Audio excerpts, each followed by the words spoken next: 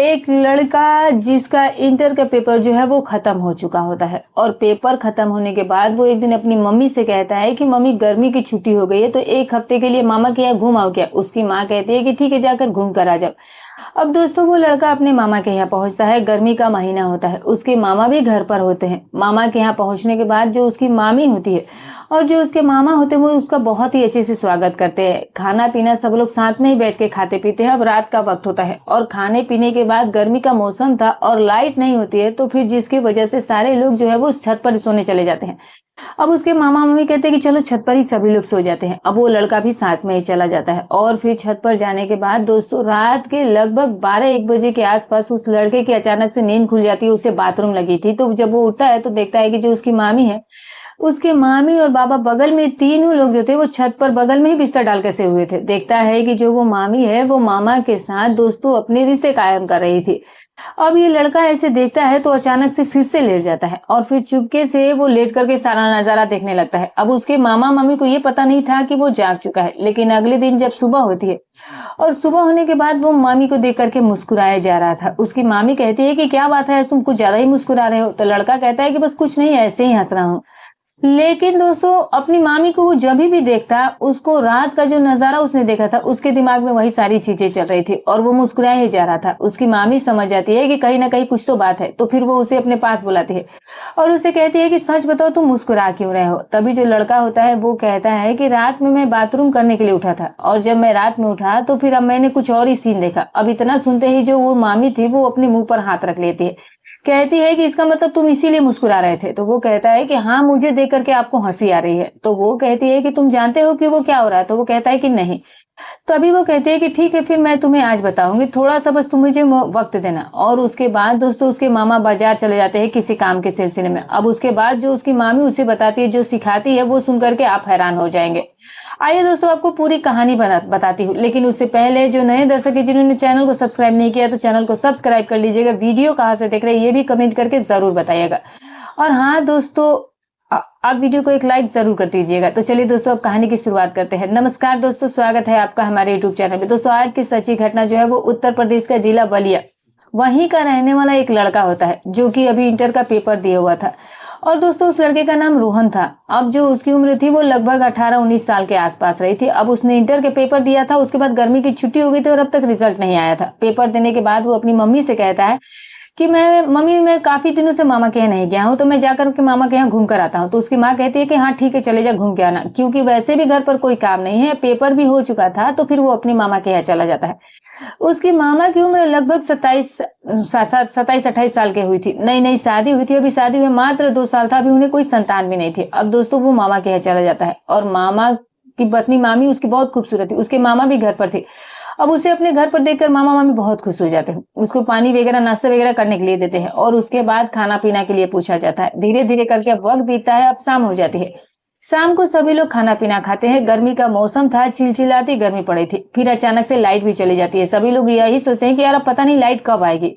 तो फिर जो उसका मामा और मामी होते हैं यही सोचते हैं कि चलिए तब सभी लोग छत पर ही सो जाते हैं। अब दोस्तों जो ये रोहन होता है, ये जो रोहन है वो उसके मामा और जो उसकी मामी है वो तीनों ही लोग छत पर चले जाते हैं और फर्श पर ही अपना बिस्तर वगैरह लगाते हैं और फिर तीनों जो है वो एक साथ ही सो जाते हैं। रोहन और उसके मामा को कब नींद आ जाती है पता ही नहीं चलता। उसकी मामी फिलहाल अभी जाग रही थी, क्योंकि नई नई शादी थी, तो उसे यही लगता है कि यार आज ये आकर के हमें बीच में डिस्टर्ब कर दिया है। लेकिन चूंकि भांजा था तो वो कुछ बोल भी नहीं सकती थी, क्योंकि उसके पति की सिर्फ एक ही बहन थी और एक ही भांजा भी था।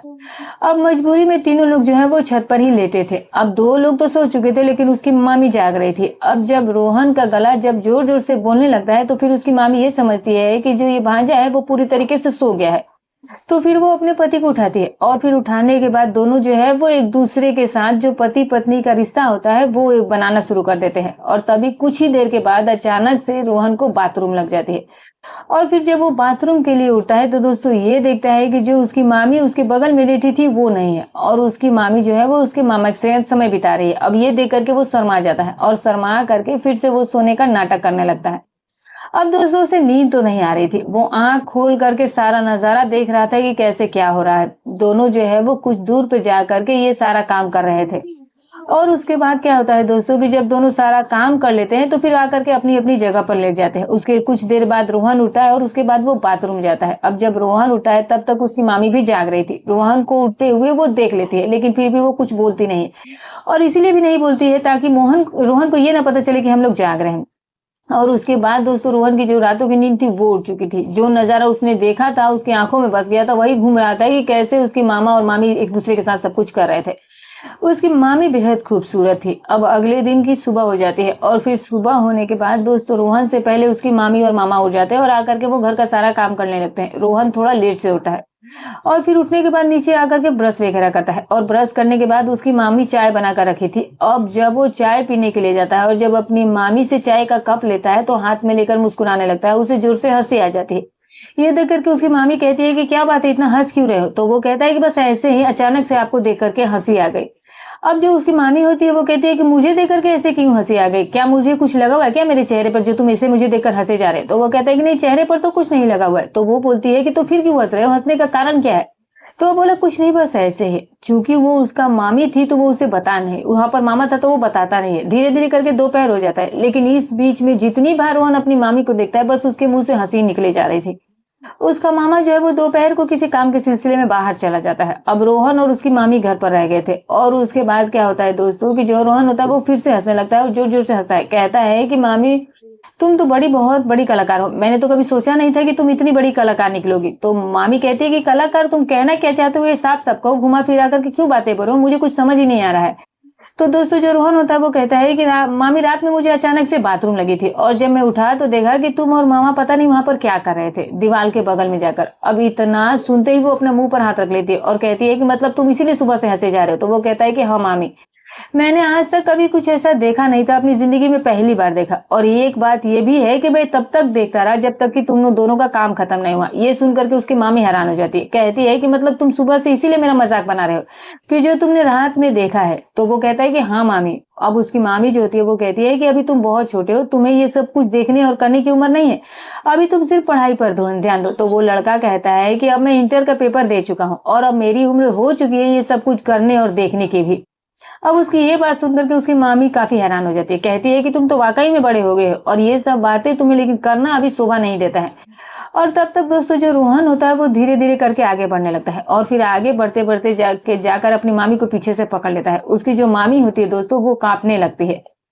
अब क्या होता है दोस्तों कि वो रोहन से कहती है कि ये सब गलत है, मैं तुम्हारी मामी लगती हूँ और मामी के साथ करना ये बिल्कुल भी अच्छी बात नहीं है। लेकिन रोहन जो था वो जो कुछ उसने देख लिया था अब वो सब उसके आंखों के सामने घूम रहा था। वो कहता है कि जो मैंने देखा है वो सब मेरे दिमाग में घूम रहा है और वाकई में आप बहुत सुंदर हो। अब दोस्तों किसी ना तरीके से वो उसे फंसाने का पूरा प्रयास करता है। अब उसकी पकड़ इतनी मजबूत थी कि बहुत उसकी मामी उसे छुड़ाने का प्रयास कर रही थी लेकिन वो छोड़ नहीं रहा था। अब धीरे धीरे करके वो अपनी पकड़ और पूरी तरीके से अपनी मामी के ऊपर ही हावी हो जाता है और फिर उसे ले जा करके कमरे जो उसका बाथरूम होता है वहां ले जा करके पटक देता है। और फिर उसके बाद दोस्तों उन दोनों के बीच में यहीं से गंदा खेल शुरुआत हो जाती है। दोनों के बीच में जो रिश्ते हैं वो कायम हो जाते हैं। कुछ देर जाकर के ये लोग एक दूसरे से बात करते हैं बेडरूम में जाकर और फिर आगे का जो बातचीत होता है दोस्तों वो तो आप समझ ही सकते हैं। अब इन दोनों के बीच में ये सारी चीजें हो जाती है, उन्हें भी नहीं पता चलता है कि उनके बीच में ये सब चीज कैसे हो गई थी। और फिर ये सिलसिला जब एक बार शुरू हुआ तो दोस्तों लगातार ये होने ही वाला था। अब जो रोहन था उसे आज काफी ज्यादा मजा आया था, उसे बहुत ही ज्यादा आनंद आया था क्योंकि उसकी जिंदगी का ये पहला एक्सपीरियंस था। उसने पहले ऐसा कभी किसी के साथ किया नहीं था, केवल उसने जो वीडियो वगैरह था उसी में देखा हुआ था। और उसके बाद दोस्तों अब जो मामी और जो ये भांजा होता है इन दोनों का यही खेल यहीं से शुरू हो जाता है। अब जब भी वक्त मिल जाता है तो फिर दोनों एक दूसरे के साथ अपनी जरूरतें पूरी कर लिया करते थे। ये सिलसिला यूं ही चलने लगता है। लगभग एक सप्ताह का वक्त कभी जाता है पता ही नहीं चलता है और तब तक जो रोहन की माँ है वो उसे फोन करती है और कहती है कि एक काम करो कि अब तुम घर चले आओ फिर बाद में चले जाना। अब रोहन का तो मन नहीं कर रहा था मामी को छोड़ करके जाने का। मामी भी कहीं ना कहीं रोहन के प्रति आकर्षित हो गई थी, उसका भी मन नहीं था। जब रोहन अपने घर जाने के लिए तैयार होता है तो देखता है कि जो उसकी मामी का चेहरा है वो काफी लटका हुआ है। तो वो कहता है कि क्या बात है? तो वो कहती है कि मेरा मन नहीं है कि तुम जाओ लेकिन क्या करूं, मजबूरी है, एक हफ्ता तुम्हें आए हुए हो गया है। अब तुम्हारी मम्मी को भी फोन आया है, अगर नहीं जाओगे तो कहीं ऐसा ना हो कि कोई बात बिगड़ जाए। तो ऐसा करे कि तुम जाओ, एक आध हफ्ता रहना और फिर वापस लौट आना, क्योंकि अगले हफ्ते तुम्हारे जो मामा है वो शहर चले जाएंगे। अब वैसे भी घर पर मैं अकेली रहूंगी तो पूरी आजादी रहेगी। अब रोहन जो है वो किसी तरीके से मन को मार करके वापस से अपने घर चला जाता है और घर आने के बाद लेकिन अब उसका मन उसके घर पर नहीं लग रहा था। अब उसके दिमाग में वही सारी चीजें लगातार चल रही थी जो उसने पल बिताया था मामी के घर पर। अब एक हफ्ता उसके लिए मानो 1 साल के बराबर हो गया था। एक एक दिन जो है बहुत ही धीरे धीरे बीत रहा था। उसे ऐसा लग रहा था कि यार कैसे भी करके जल्दी से एक हफ्ता बीत जाए। अब एक हफ्ता किसी तरीके से बीत जाता है। अब एक दिन उसकी मामी जो है वो उसकी माँ के पास फोन करती है और कहती है कि कुछ जरूरी काम है तो रोहन को एक हफ्ते के लिए भेज दीजिए, क्योंकि उसके मामा भी घर पर नहीं है। तो उसकी माँ कहती है कि ठीक है, फिर कोई बात नहीं, तुम रोहन को बुला लो, मैं रोहन को भेज देता हूँ। और जो जा करके रोहन तुम जाओ और मामी का काम निपटा दो। अब दोस्तों, जब रोहन ये अपनी माँ के मुंह से सुनता है तो बहुत खुश हो जाता है। उसे लगता है कि अब वो दिन फिर से आने वाला है जब हम एक दूसरे के साथ जो वो रहेंगे और इस तरह से अपना काम करेंगे। और इस तरीके से दोस्तों रोहन अपना बैग वगैरह पैक करता है और फिर सीधे अपने मामा के यहाँ साइकिल से निकल जाता है, पहुंचता है अपनी मामी के यहाँ। उसकी मामी भी उसका बेसब्री से इंतजार कर रही थी। अब दोस्तों, जैसे ही रोहन वहां पर पहुंचता है, झट से अंदर दोनों एक दूसरे के साथ गले लग जाते हैं, मानो कि वो बहुत दिन से एक दूसरे की इंतजार कर रहे थे। उसकी मामी कहती है कि तुमने मुझे बहुत तड़पाया, मैं तुम्हारा कितना बेसब्री से इंतजार कर रही थी। और फिर उसके बाद दोस्तों दोनों के बीच में फिर वही खेल शुरू हो जाता है, सिलसिला चलने लगता है। उसको बुलाना तो सिर्फ एक बहाना था, असल में तो काम कुछ और ही था। अब दोनों जो है वो लगभग 4-5 दिन तक एक साथ रहते हैं और ये सिलसिला इसी तरह चल रहा था और किसी को कानो कान खबर नहीं थी। अब जब रोहन और उसकी मामी के बीच में ये संबंध नहीं थे तो रोहन अपने मामा के घर बहुत ही कम जाया करता था, साल में 1 बार या 2 साल, मतलब बहुत ही कम जाया करता था। लेकिन जब अब वो मामा के यहाँ अक्सर ही जाने लगा था। अब क्या होता है दोस्तों कि 4-5 दिन का वक्त बिताता है और फिर से घर आ जाता है। और फिर जो उसकी मामी होती है दोस्तों, वो फिर से फोन करती है और कहती है कि ऐसा करो कि रोहन का एडमिशन जो मेरे पड़ोस में एक डिग्री कॉलेज है वहीं पर करवा दीजिए, अगर पास हो जाता है। तो उसकी मम्मी कहती है ठीक है। अब रिजल्ट आने का समय आता है, रिजल्ट आ जाता है, रोहन पास भी हो जाता है। और फिर उसकी मामी उसकी माँ से पहले से बात कर लेती है। तो वो रोहन से कह देती है कि मैंने तुम्हारी मम्मी से बात कर लिया, तो तुम अब यहीं पर नाम लिखा लो और यहीं पर आकर के एडमिशन करना, पढ़ाई भी करना और साथ में हम लोग दोनों रह भी लेंगे। अब दोस्तों रोहन को ये सब बातें बहुत पसंद आई थी। वो तो पहले से ही अवसर ढूंढ रहा था और उससे पहले और मौके पर मौके उसे मिलते भी जा रहे थे। कहीं ना कहीं जो उसकी मामी थी उसे अब आदत लग चुकी थी। अब रोहन जहाँ इंटर किया रहता है वहां पर विद्यालय जाता है, अपनी टीसी वगैरह निकलवाता है और फिर जुलाई का महीना आ जाता है और एडमिशन भी स्टार्ट हो चुका होता है और नजदीकी डिग्री कॉलेज में पहुंचता है और वहीं पर जाकर के एडमिशन करा लेता है, बीए में अपना एडमिशन करा लेता है और अपनी मामी के यहाँ पर ही रहने लगता है। और फिर वहीं से वो अपने कॉलेज भी जाने लगता है और पढ़ाई भी स्टार्ट कर देता है। और जब मौका मिलता है तो फिर वो मामी के साथ पल बिताया करता था। दोस्तों ये सिलसिला यूं ही चलने लगता है और लगभग 6 महीने का आसपास का वक्त ऐसे ही बीत जाता है। एक दिन क्या होता है कि दोपहर का समय था, दिन रविवार का होता है। दोनों लोग, रोहन और उसकी मामी जो थे, वो दोनों ही कमरे में थे, दरवाजा भी खुला हुआ था और दोनों लोग यही काम कर रहे थे। और तभी अचानक से उनके परिवार की रिश्तेदार की एक महिला आ जाती है और जब आती है तो देखती है कि दोनों ही कमरे में गलत काम कर रहे थे। उसे देख करके वो दंग रह जाती है। अब वो जोर से आवाज लगाती है। वो महिला दोस्तों, जिसका नाम जो है वो रीना रहता है, वो कहती है कि रीना तुम ये क्या कर रही हो। अब दोस्तों वो एकदम से ही घबरा करके उठती है और अपने कपड़े वगैरह ठीक करती है। अब दोस्तों रोहन भी बगल हो जाता है और वो भी अपने कपड़े वगैरह पहनता है। देखते ही है कि उसके ही रिश्तेदार की एक महिला खड़ी है, सामने देख ली तो बिल्कुल शर्मा जाती है। अब दोस्तों जो उसका राज था वो कहीं ना कहीं खुल चुका था। अब रीना को डरने लगा था कि कहीं मेरा पति जान गया तो बहुत दिक्कत होगी। लेकिन बात यह थी कि कोई छुपने वाली भी नहीं थी। अब वो भी ऐसे लोग उससे रिश्ता बना रही थी जो कि बिल्कुल ही सामाजिक तौर पर जो है नहीं, बहुत ही गंदे होते हैं, जो कि समाज में बहुत ही गंदे संदेश भेजते थे। अब वो महिला जाती है और वो अपने घर जाकर के अपने पति से ये सारी बात बता देती है। अब इसके बाद जो उसका पति होता है दोस्तों, वो सीधे इरीना के पति को फोन करता है और कहता है कि यार तुम तो प्रदेश में कमा रहे हो और जो तुम्हारी पत्नी और जो तुम्हारा भांजा है ये लोग एक दूसरे के साथ गलत काम करे हैं। अब ये सुनकर के रीना का पति आग बबूला हो जाता है, अपनी पत्नी को फोन करता है और कहता है कि तुम ये सब घर में क्या करी उस लड़के को रख करके, तुम्हारा अपने भांजे के साथ गलत रिश्ता बन गया। तो वो कहती है कि ये सारी ही बातें झूठ है। तो वो बोला कि जब झूठ है तो तुम ये खबर ये फैल कैसे रही, अगर तुम दोनों के बीच में ये सारा रिश्ता नहीं है तो वो कहती है कि दरअसल वो आई थी कुछ सामान मांगने के लिए और मैंने उसे मना कर दिया और जिसकी वजह से वो चिढ़ गई और वो इसलिए मेरी इज्जत पर वो कीचड़ उछाल रही है। ये उधर उधर की बहाने शुरू कर देती है, बहाने अपने पति को वो समझाने का पूरा कोशिश करती है। वो किसी तरीके से उसका पति उसकी बात तो मान लेता है, लेकिन फिर भी उसके मन में एक डाउट पैदा हो गई थी। उसे लगता है कि किसी ना किसी तरीके से इन लोगों को पहले रंगे हाथ पकड़ना होगा। अब जो रीना का पति होता है तो वो शहर से गाँव आता है और फिर गाँव आने के बाद वो अपनी पत्नी के साथ रहने लगता है। अब जो पुरानी बातें होती है तो उसे ऐसा महसूस होता है कि जैसे वो पूरी बात भूल चुका था, किसी को कानो कान खबर नहीं थी और उसके दिमाग में तो सारी बातें चल रही थी। बस किसी ना किसी तरीके से इन दोनों को उसे पकड़ना था। अब रात का वक्त हो जाता है, सारे ही लोग खा पी करके सो जाते हैं। अब दोस्तों सेम उसी तरह जिस तरह से छत पर सभी लोग पहले से सोते आ रहे थे और उसके बाद क्या होता है कि जो ये रीना का पति होता है वो सोने का नाटक कर लेता है और जोर जोर से गले से वो आवाज निकालने लगता है। रीना को लगता है कि उसका पति नींद से सो गया है और फिर धीरे से वो रोहन को उठाती है और फिर रोहन को उठाने के बाद वो उसके साथ रिश्ते बनाने लगती है और तभी जो उसका पति होता है वो जाग जाता है और जागने के बाद दोनों को ही रंगे हाथ पकड़ लेता है। जब ये उसका पति पकड़ लेता है तो उससे कहता है कि ये क्या है। अब जाहिर सी बात है रीना के पास कोई जवाब नहीं था। वो गिड़गिड़ाने लगती है, कहती है कि मुझसे बहुत बड़ी गलती हो गई, दोबारा मैं ऐसी कोई गलती नहीं करूंगी। अब दोस्तों रीना के पति को मानो उस समय यही लग रहा था कि वो रीना का वो हाल कर दे कि पूरी जिंदगी वो किसी के साथ ऐसा कभी किसी के साथ करने की भी ना सोचे। मजबूरी थी कि वो उसकी पत्नी थी और जो सामने था वो उसका भांजा था। दोनों ही ऐसे रिश्ते थे कि जो उसका पति था वो दोनों रिश्तों की डोर में बंधा हुआ था। उसे समझ नहीं आ रहा था कि वो करे तो क्या करे।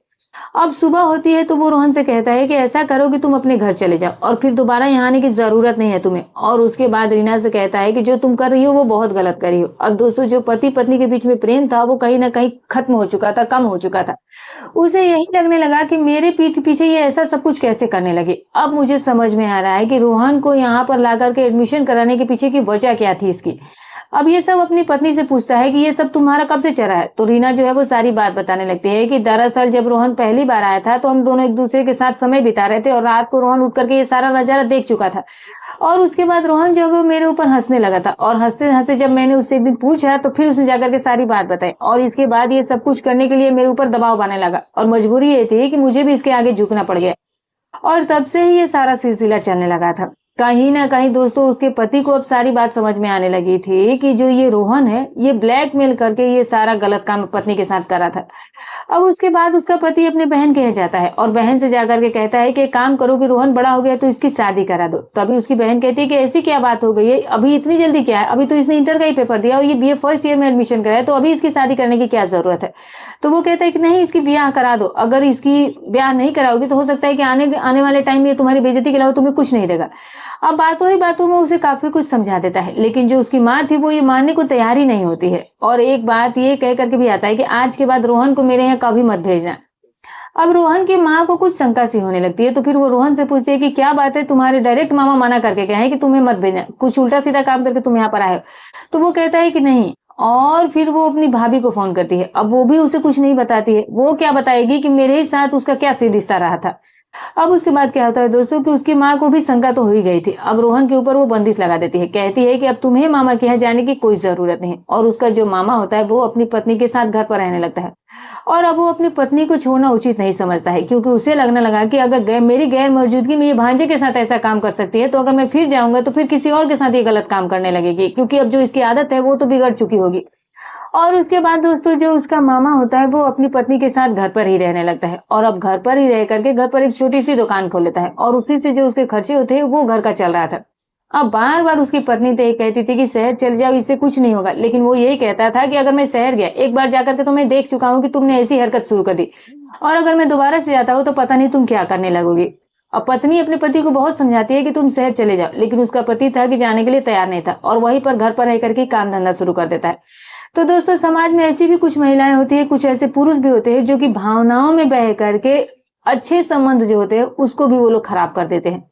तो हमें इन सब चीजों से सीख लेनी चाहिए कि जो रिश्ते है वो चाहे मामा मामी का हो या चाचा चाची का हो या भाई या भाभी का रिश्ता हो, ये सभी रिश्ते जो है वो बहुत मधुर होते हैं। इन सब रिश्तों में इन चीजों को नहीं शामिल करना चाहिए क्योंकि ये जो रिश्ते होते हैं दोस्तों वो समाज में गंदी संदेश दे देते हैं।